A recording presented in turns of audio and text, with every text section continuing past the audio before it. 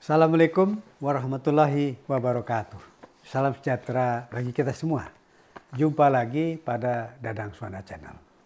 Pemirsa, pada kali ini kita akan membahas tentang perekonomian Provinsi Jakarta dan dampak perpindahan ibu kota negara ke Kalimantan Timur.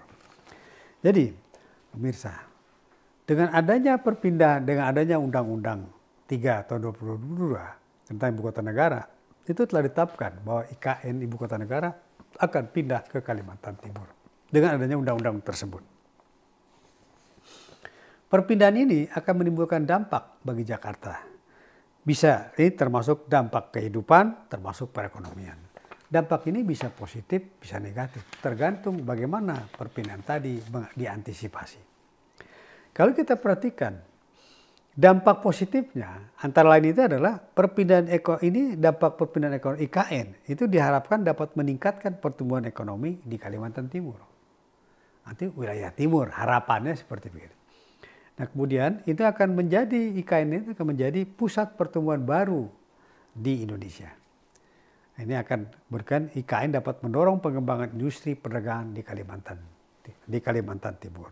Jadi dulu saya pegawai tahun 83 saya sudah pegawai sejak zaman Pak Harto. Jadi zaman dulu pada saat dulu, orde lama dulu, Pak Harto itu pemerintahan itu mengembangkan sentra-sentra industri.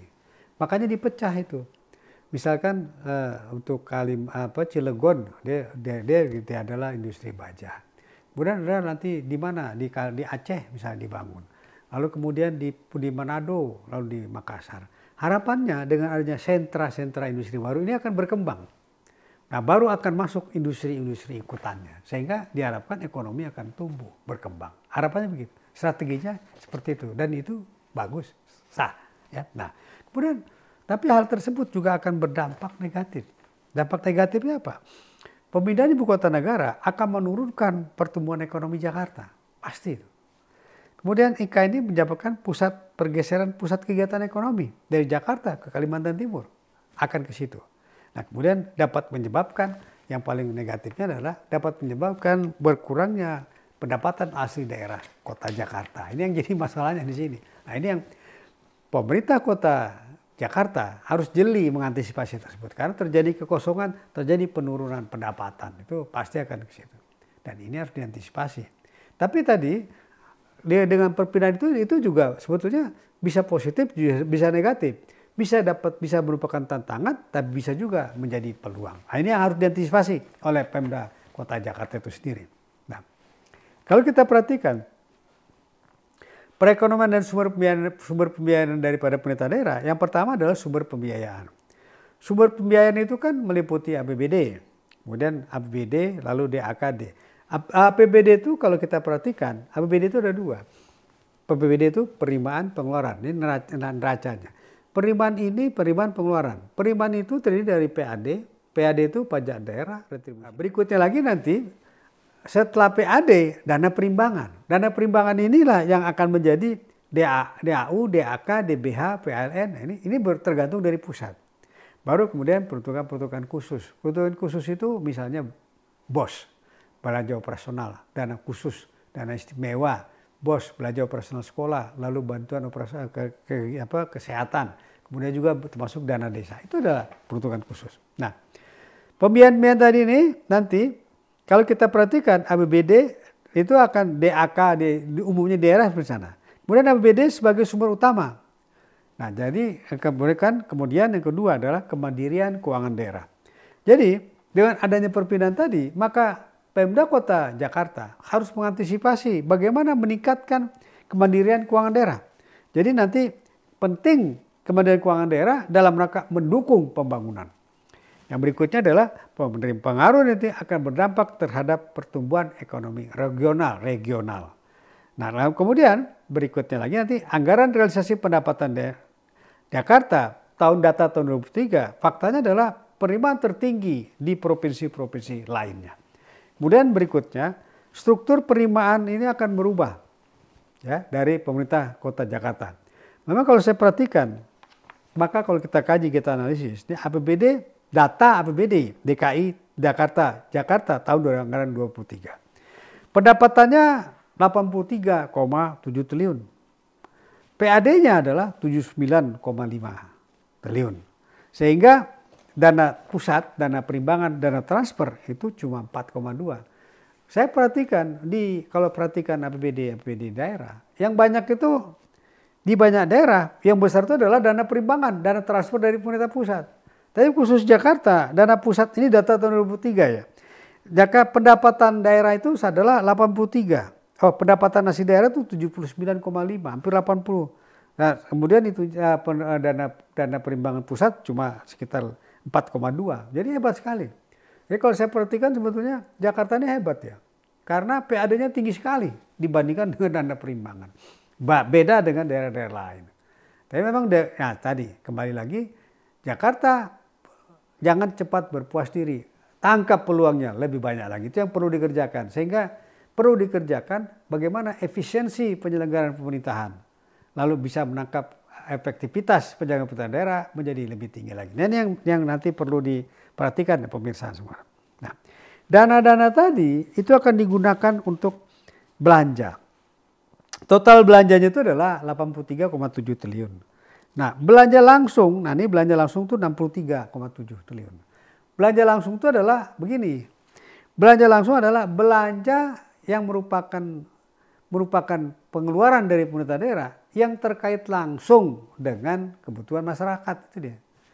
Nah, sementara belanja tidak langsungnya kecil. Jadi kalau belanja tidak langsungnya hanya 20. Jadi udah bagus ya dari komposisi APBD. APBD itu komposisinya penerimaannya sangat tinggi, yaitu 79,5, anggaran dari pemerintah pusat 4,2 triliun. Jadi sebetulnya kalau dibahasakan, seandainya pemerintah pusat nggak ngasih pun, pemerintah Jakarta masih tetap eksis. Karena anggaran kebutuhannya tadi. Nah, kalau kita lihat komposisi belanjanya, maka belanja nanti akan masuk belanja nanti dia tinggi kepada belanja langsung. Artinya berkait langsung dengan penyelenggaraan pemerintah daerah. Ini bagus nih, ininya komposisinya bagus sekali. Nah kemudian kalau kita lihat nanti belanja modal, belanja modalnya pun relatif tinggi, 30 triliun. Ini yang jadi masyarakat kan ini. Kemudian belanja bantuan sosial, artinya penggunaan dana tadi relatif masih bagus untuk kota Jakarta. Kenapa? Karena komposisi APBD-nya saya melihat bagus. Nah, kemudian kalau kita lihat lagi nanti, kita lihat analisis, APBD Jakarta untuk tahun 2023 ini, itu mengalami peningkatan itu terus. Jadi dibandingkan peningkatan APBD, otomatis akhirnya peningkatan pendapatan, lalu peningkatan belanja. Belanja ini untuk masyarakat menjadi lebih tinggi lagi. Jadi kalau kita lihat yang terjadi adalah untuk peta DKI dari tahun Jakarta tahun 2023 itu menaikkan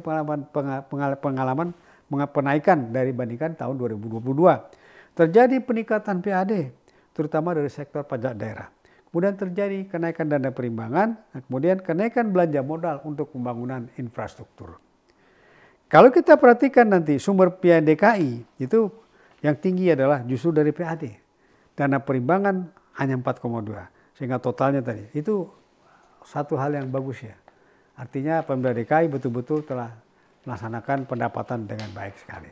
Ya. Nah, kalau kita lihat lagi nanti dampak perpindahan terhadap ekonomi Jakarta itu akan mengalami apa? Perpindahan pegawai. Kan akan direncanakan ini kan akan terjadi pegawai yang tadinya di Jakarta dia pindah ke Kalimantan Timur. Nah ini yang lagi jadi berdampak juga. Saya pernah mengikuti seminar dengan perpindahan pegawai. Yang pindah siapanya? Pegawainya. Bagaimana dengan keluarganya? Kan tidak disiapkan. Nah, begitu disiapkan pindah, bagaimana dengan rumahnya? Wah ini jadi, tapi itu permasalahan untuk ibu kota negaranya. Nah, cuman bagi Jakarta ini terhadap perpindahan pegawai tadi itu dampak ekonominya akan berdampak. Ini harus diantisipasi karena akan terjadi penurunan.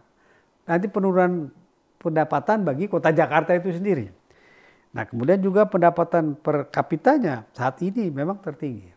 Tapi ini begitu nanti pindah, ini harus diantisipasi pemirsa oleh Pemda Kota Jakarta. Jangan sampai faktanya pasti akan terjadi penurunan. Nah, kalau kita lihat perbandingan jumlah PNS ya dengan daerah-daerah lain memang besar sekali.